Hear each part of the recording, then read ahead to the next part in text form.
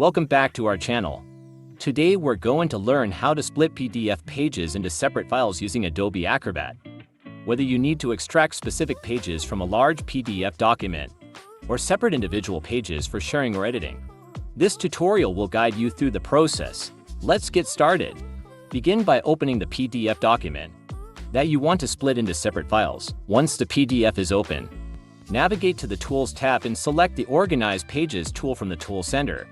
This will open the Pages panel. In the Pages panel, you'll see thumbnail images of each page in the PDF document. Click on the page you want to split to select it. After selecting the page, click on the Split button in the Pages panel toolbar. In the Split document box, specify the split options according to your preferences. You can choose to split the document into single pages or a specific range of pages. If you want to split all pages, select the option for Split by every page.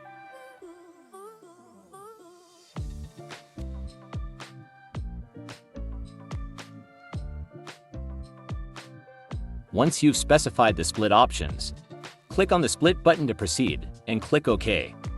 After the splitting process is complete, navigate to the destination folder to review the split pages.